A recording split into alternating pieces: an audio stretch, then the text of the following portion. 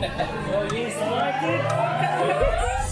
is the Builders Business Success Podcast for builders who want to attract more quality clients who aren't price-focused, eliminate cash flow pressure, and get paid for every quote. Here's your host, Mick Hawes. Hey folks, welcome to another episode of Builders Business Success Podcast. If you've never watched or heard the podcast before, the purpose of the podcast is to address the common and often costly issues that show up running a building business.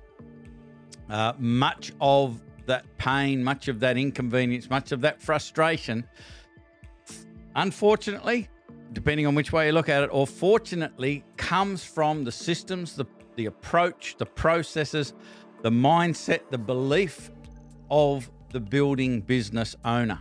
So the cool thing about that is if the problems are caused by those things, it means that we can fix them. And that's what we're going to address on the episodes of Builders Business Success Podcast. So in this particular episode, we're going to be talking about focusing on the basics. My suspicion is that there's going to be a few of these. This is kind of going to be a series of episodes of the podcast on the basics. And the basics that we're going to be talking about today are super frustrating, super powerful when you get them right, and super easy also. And it's all about how you're dealing with the expectations of your prospects and your clients. I'm also going to be answering a very commonly asked question, and that is, which is the best builders software to use when you're running your projects? And of course, we're going to be doing another personal productivity hack. So let's get on with it. So I'm a business coach that coaches builders. I've also part of a group of business coaches, and we have a business coach that coaches business coaches. I'm also part of a group that coaches the marketing side of things. I'm also part of a group that coaches the podcast, how to put together and promote a podcast. I'm part of lots of groups. And I was involved in a group discussion the other day, and the guy who was running it, I found out through the discussion, was an ex-military guy from the US, and digging a little bit deeper, he was an ex-special ops. And we were just talking about the mindset of what's the difference he was talking about between the regular military and the special ops. And it was a fascinating conversation. And he basically said the only difference is their approach to mastering the basics. And he said, or outlined the types of things that they used to do, and weapons training and so on and so forth, and just mastering all of these basics. They never really got fancy with anything. All they did was concentrate on mastering the basics. And one of the things he said was, using weapons, we just trained and trained and trained, not until we got it right, but trained and trained until we couldn't get it wrong. And that sort of sparked a conversation in my own mind, something we talk about in Black Belt, and it's not my quote. I don't even know where I got it from. And if you know where this came from, let me know. But the quote is that amateurs practice until they get it right. Professionals practice until they can't get it wrong. And if I think that you really endeavor to live by that mantra, that ethos, you can make a lot more gains than trying to be fancy. And that's what we find in our Black Belt group. In fact, a couple of years ago, anyone who was appropriate, which meant that they could afford it, they thought it was the right thing, we thought they were the right fit for the group, would be welcomed into the Black Belt group. We also had another, and still do, have another program called Blueprint to Black Belt. And back then, it was if you weren't quite ready for Black Belt, maybe if you couldn't afford it, the money, maybe if you couldn't afford the time, maybe if you just weren't quite the right fit for the Black Belt group, you would be offered the opportunity to jump into our Blueprint to Black Belt program, which is a 12-week program. In the last couple of years, what we did was we changed from just allowing anybody who was appropriate straight into the Black Belt group to everybody, no matter who you were, no matter how advanced you were, no matter whether the money was an issue or not, or what, it just didn't matter. Everybody went through the Blueprint, the 12 weeks before they were given the invitation to apply for Black Belt. What I noticed over that period of time is since we started to do that, the people that went through the Blueprint program, when they landed in the Black Belt membership, they were making progress in streets and bounds much faster than people that went straight into the Black Belt group and bypassed the Blueprint. Having trouble with my mouth right now. The reason for that is in Blueprint, we just talk about three things. The three fundamental, critical pillars to create a successful building business. And that's all we talk about. And it's an illegal maneuver to talk about anything else. I won't answer any questions that are outside those three pillars of the focus of the Blueprint. And because we've done that, people build that solid foundation of the basics. And then when we start to do the sexy stuff, that can be built on that foundation of the basics. When you try to do the other sexy stuff, the marketing stuff, the team building stuff, all of those other bright, shiny objects that people want to get into, they don't work very well or long term if you haven't built them on a solid foundation of basics. And so that's what I want to cover in this episode is so what are the basics, particularly in interacting with your prospects and with your clients. And just before I move on to that, I just want to share one more story with you. And it's a story I heard about the making, I believe, and you know, don't crucify me if I don't get the facts exactly right, but the principle is really worth learning. You would have heard of Larry Bird, Boston Celtics basketball player, Hall of Famer, absolute legend in the game. And they were shooting a commercial. I believe it was Pepsi. And they needed to get a shot of Larry Bird from the free throw line, putting the ball up and hitting the rim and it bouncing out. And the story goes that it took something like 18 or 19 takes to get that shot, because whenever Larry stood at the free throw line and went through the motions, it went in the hoop, nothing but net. And he was trying to miss. And that's what I'm talking about here. We've got to practice these basics until you can't miss, until you can't get it wrong. So, what are the basics? Well, to me, one of the foundational basics is respect your prospect. And what I mean by that is there are many things that I think show disrespect. Not returning the call, not doing what you say, not returning the call when you said you were going to. And always being helpful, I think, is a really important basic to your prospects. And I know that you might be busy. I know that you might have a lot of work on, and I know that you might not have space or to fit this job in because you're really busy for the next 3, 6, 9 months, 12 months, whatever. But what you need to understand is saying, I can't help you, isn't helpful. From the prospect's perspective, saying we're too full, we can't get to you, isn't helpful. And I'm suggesting to you that one of these basics is be helpful. So how could you be helpful? Well, you could say, I want to help you. That would be a good start. And explain the situation that we do have obviously a lot on at the moment. We're fully booked up until this date.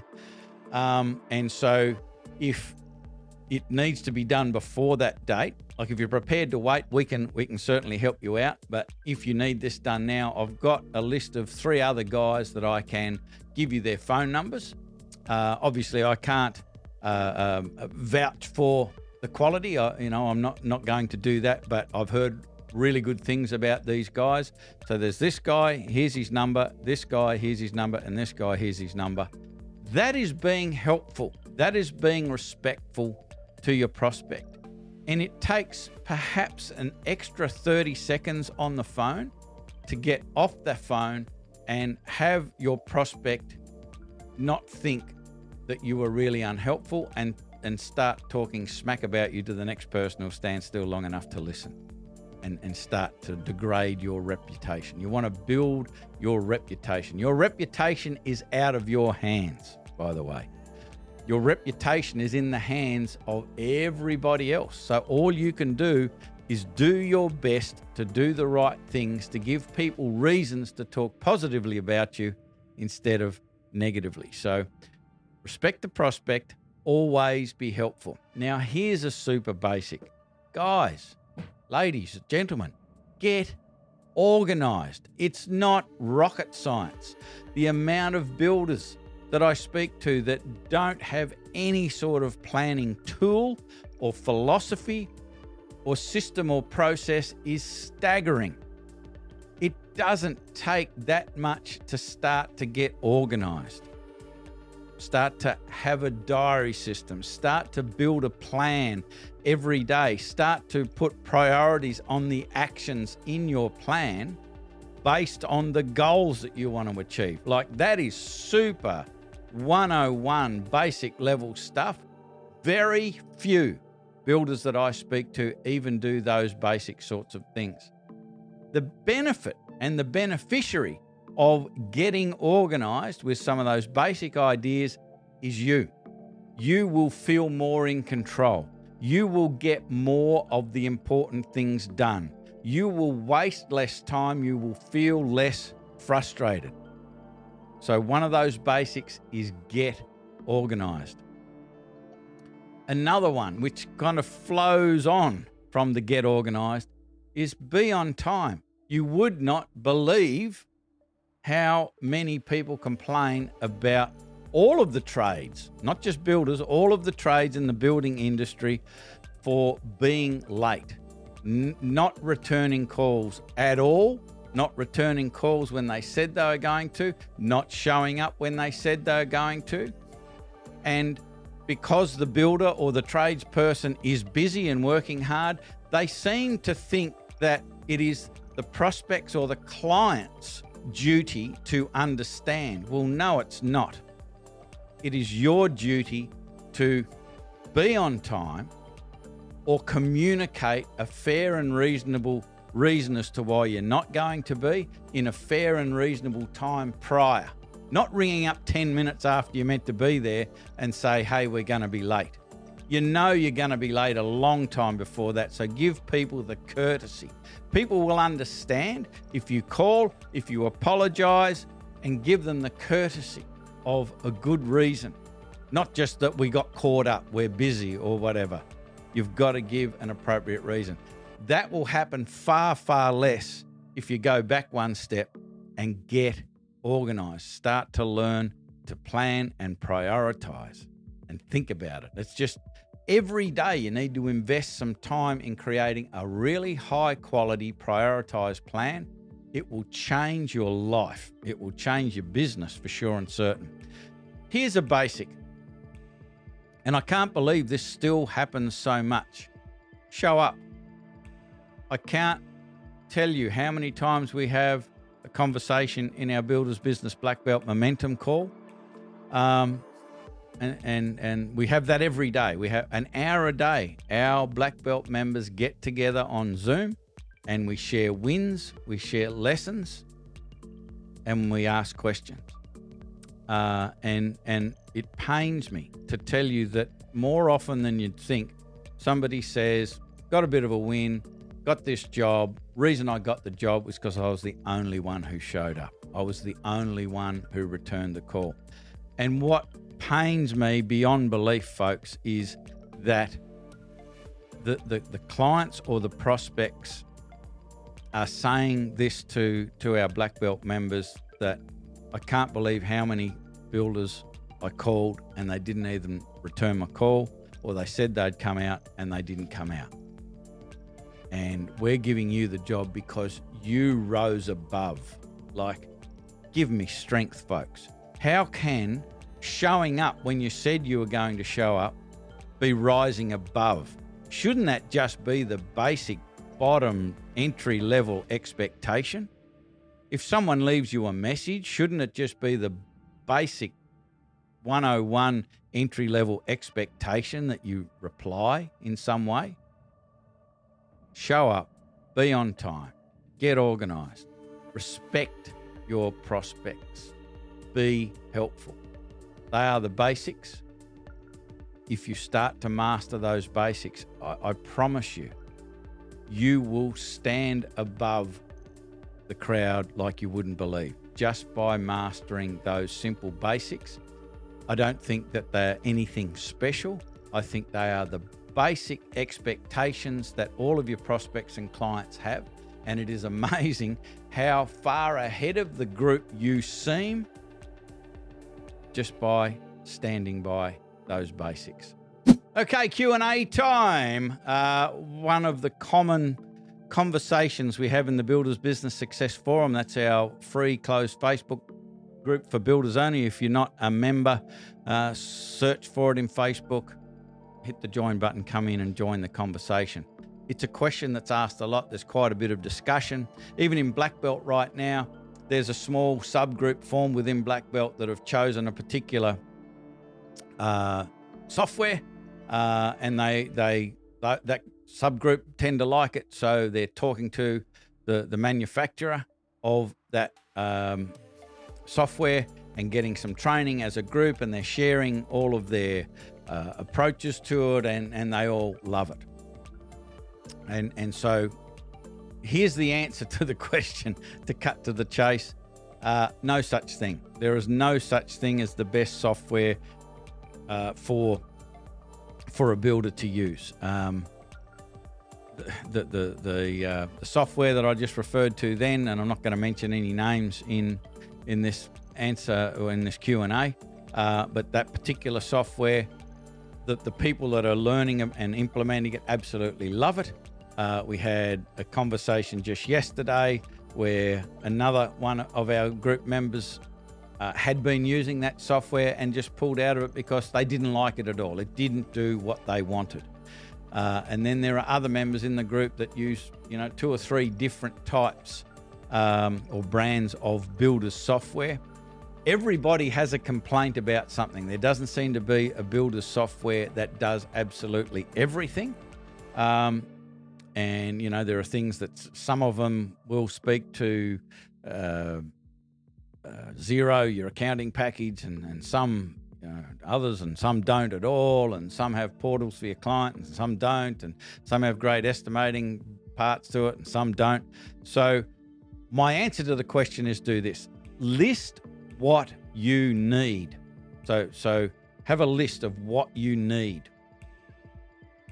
Have another list of what you'd like. So these are the niceties. They're not essential, but it'd be cool if you had them. And I would suggest that you put both of those lists in an order of priority. Like, what's the absolute number 1 must have? What's the number 2 must have? What's the number 3 must have? And then you can do the same things with the niceties, maybe not. But then go to check out the different software merchants out there, the different ones. There's a whole ton of them. There's Build Exact, there's Builder Trend, there's Solo Assist. Just after I said I wasn't going to mention any names, here are all of the names. So there's a whole heap of them. And you can go and check out the features. But here's what I would suggest as well, is that you jump into the Facebook group, the Builders Business Success Forum, and start a conversation in there and get some feedback from the people at the coalface, the people that are using these different software packages, and see which one is going to suit your list of priorities first. So the answer to this question is get very, very specific on what you need, what you're trying to accomplish with a software package, and get some priorities going before you just jump into the Facebook group and say, what's the best builder's software? Because people are going to give you 5 or 7 different answers because they're going to tell you the one that they're using is the go. What you need to find out is why. What does it do? What doesn't it do? And to cut to the chase, to get to the information you need sooner rather than later, be very, very clear with your questions.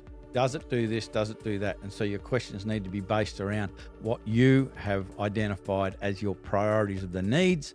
And then once you've locked that in, you can start to talk about the other niceties, the things that would be nice. So jump on the Builders Business Success Forum. If you're not already a member there, jump in, join the group, and ask the question in there. Personal productivity hack time. How much time do you, let's say, waste traveling out to prospects, jobs, properties, whatever, to talk to them about the project, the new house, the this, that, whatever it is, the extension, renovation, small job, big job. How much time do you waste in that traveling? So this little personal productivity hack can be used most of the time, but not all of the time. So you need to sort of pick your fights here, pick your battles. But do your absolute very best to have the first conversation, the first face-to-face conversation on your territory. So I know that many of you might not have an office that's appropriate to bring clients into. So you can go to serviced offices and you can rent small boardrooms for just a few bucks. You know, it's not that expensive to have that sort of first impression. And the reason that I suggest this is, number one, you're going to save a bunch of time traveling. They are going to come to you. The second and the most powerful purpose of this is it is what we call a little behavioral hurdle. You're asking them to do something to comply with your process. And it's a really good little behavioral hurdle to get your prospects to jump over in case they're not really the right fit for you. And this is a little bit of a test. It's not a deal breaker. So if they seem really nice on the phone and they're seem to be the right fit and all of that sort of stuff, you might be flexible on this because they have a very relevant reason. They might have, small child or whatever, or they can't travel, or if there is a relevant reason. But be careful about them just thinking you should come to them because they're the customer, you're the builder, you should do what they say. And it reminds me of one of our black belt members gave us a little story a little while ago where our black belt member said, we can certainly do that. We just need to get together and run through a few things with our initial meeting. If you can meet me here at my office at this time and this date, we can take the next step. And the guy kind of said, yep, okay. And then a day or so later rang up and said, hang on a minute. I don't even know if I'm going to give you the job, so I'm not going to drive an hour out of my way to come and meet you because, and I quote, he said, my time is money. The prospect said, my time is money. So what's happening here? What's the prospect actually saying? He's obviously saying, because he said the words, his time is valuable. But in that same sentence, he's saying, your time is worth less than my time, or your time is worth nothing, because I'm going to ask you to jump in your car, come and see me drive an hour both ways, because my time is worth something, your time is worth nothing, so let's waste your time. So what I'm saying is use it as a behavioral hurdle. This is part of what we call the quality client pathway. It's just a little request to see if the prospect will jump over it and comply with your process. be reasonable with it. If there is a valid reason that they can't get to you in a timely fashion, you can decide to go their way. But just be aware that if you're bowing to their desires just because they think their time's worth something and your time is worth nothing, is that a great way to start to set up the relationship dynamic? I don't think so. So what's the takeaway? The personal productivity hack that we just talked about, getting them to come your way, as I mentioned, is part of the quality client pathway. And that's a very specific step-by-step process that we teach our both our Blueprint members and our Black Belt members how to implement into their business. And it's a series of behavioral hurdles that get bigger as we get closer to the main prize of being paid for your proposal. And so the takeaway here is that you've got to have a process. And in the absence of you having a process to manage your prospects, you basically have to accept the fact that you are going to be the victim of their process. There has to be a process. Whose process are we going to follow here? So with your version of the quality client pathway, the main thing is to be able to get people to come your way, to jump over the behavioral hurdles. You've got to present it in a way that gives them the old WIIFM. You've heard that before. It just stands for what's in it for me. And you've got to think from their perspective. Why would I drive across town to meet with you? What's in it for me? So you've got to have a process. You've got to practice your communication. You've got to know how you can present it in such a way that they go, man, that's a much better idea if I come to you. And there's a ton of things that you can do and say and offer that a reasonable person will jump at the opportunity to come your way because of the benefits of meeting in your space. So, as I said, that's all part of the quality client pathway. You need to have a process. Otherwise, you end up being the victim of their process. So that's it for this episode. A couple of times I've talked about the quality client pathway. If that is something that you see the logic in, if it's something that you would like to check out more about and figure out if it would be appropriate for how you want to run your business, you can just jump on a call. There's a bunch of ways you can do that. Under this video, you can just hit the button. It'll take you to a little form, fill that out. That tells us a little bit more about your business. And then you'll be able to book a call. Once you've submitted that form, you'll be presented with time and date options, and you can check it out at your own convenience. So you can press the button under the video, or if you're listening to the audio-only version of this podcast, all you need to do is navigate onto the interwebs to buildersbusinessblackbelt.com.au, and there'll be a couple of schedule a call buttons on that website. Same deal. Press the button, fill out the form, book the call, and we'll be talking to you before you know it. And hopefully the quality client pathway is exactly what you're looking for, and it'll work for your business. So I hope you have enjoyed this episode of Builders Business Success Podcast. It was all about the basics. I think that there's a couple more episodes about the basics that we need to cover in different areas of a building business. So stay tuned for additional episodes of Builders Business Success Podcast coming your way on these basics. They're simple, they're fairly easy to implement, and they can make a profound difference to your building business. You just need to know what to look for, what they are, how to do it, and that's what we're going to endeavor to help you to figure out. So hope this episode was valuable. I'm Mick Hawes, Builders Business Black Belt. That is it for this episode. Bye for now. Okay, that's the podcast.